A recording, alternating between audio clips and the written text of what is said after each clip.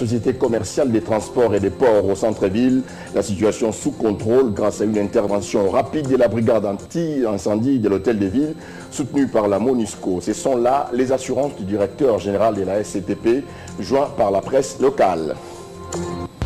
L'on célèbre ce 14 novembre la journée mondiale du diabète. Cette journée est centrée sur une idée maîtresse avec comme objectif de mieux faire connaître le diabète, sa prise en charge ainsi que les moyens de le prévenir. En dehors de la République démocratique du Congo, Bruxelles a adopté de nouvelles sanctions contre le Venezuela pour sommer les chefs d'État Nicolas Maduro à dialoguer avec l'opposition.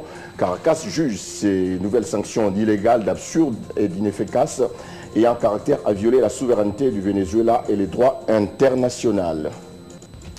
Voilà, bienvenue à tous. Plus de peur que des mal lors de l'incendie hier en fin de soirée de l'entrepôt de la Société commerciale des transports et des ports au centre-ville. Joint par la presse locale, Daniel Mukoko Samba, directeur général de la SCTP, a assuré que la situation était sous contrôle grâce à une intervention rapide de la brigade anti-incendie de l'hôtel des villes soutenue par la MONUSCO. Il s'agissait d'un entrepôt loué par un privé juste en face du mall CTC. Justement, la ville de Kinshasa est de plus en plus touchée par les phénomènes incendies dont l'origine n'est toujours pas connue. Les dégâts que causent les passages de ces incendies restent énormes et la réparation prend plus de temps que prévu. Plusieurs Kinois s'interrogent sur l'évolution et l'issue des différentes enquêtes déjà entamées pour retrouver les différentes causes. Suivez ces dossiers.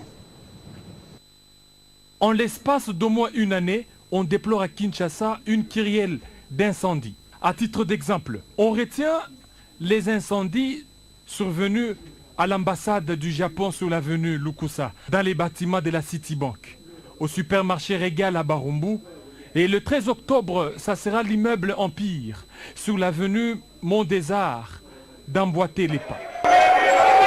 2 semaines plus tard, soit le 31 octobre, ce sont les installations de la MONUSCO qui vont subir le même sort. Heureusement, les installations de la radio onusienne n'ont pas été touchées par le feu. Cette triste nouvelle laisse les Kinois patois, dans la mesure où la MONUSCO est a priori un des sites les mieux équipés en matière de prévention des sinistres. Bien avant cela, 24 heures avant, un autre incendie s'était produit à l'immeuble Beautour, ravageant 2 magasins d'habillement et des ventes d'ordinateurs. Hormis ces quelques cas répertoriés, on ne peut passer sous silence d'autres cas enregistrés dans les communes d'Ndjili, Matete, Massina, Bumbu, Selembao, Mongafula, Kalamu et Maluku. Les sinistres enregistrés dans ces communes sont aggravés par le caractère rudimentaire des moyens utilisés pour les combattre. Il n'y a pas d'eau et les rares sapeurs-pompiers dépêchés sur les lieux ne peuvent pas opérer des miracles. Cette multiplication des incendies commence à inquiéter les Kinois. D'une manière générale, l'opinion congolaise impute les incendies au court-circuit. En raison du faible taux de desserte en électricité, les coupures du courant électrique sont monnaie courante à Kinshasa.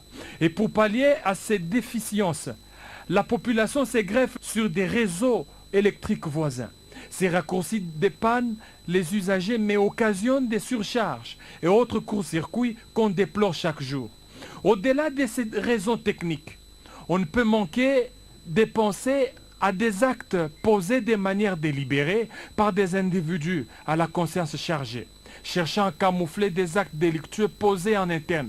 Il s'agirait alors des incendies volontaires, dont le seul objectif serait d'effacer les vols et autres détournements opérés en solo ou en groupe. Pour pallier à ces difficultés, il est important d'impliquer les experts de la Société nationale d'électricité dans les enquêtes à mener pour établir ou écarter la probabilité des incendies provoqués par un mauvais courant ou non. Les autorités urbaines ont l'obligation de doter la quasi-totalité de nos municipalités des camions anti-incendie. Les communes à forte densité humaine devraient bénéficier de plus de véhicules que d'autres.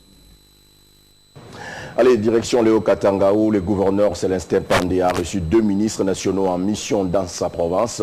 Justin Bitakwira du développement rural et Agé Matembo, vice-ministre des Affaires étrangères, qui est sur place pour le suivi de l'opération de capture des passeports biométriques. Les détails avec Jean-Paul Kimouni.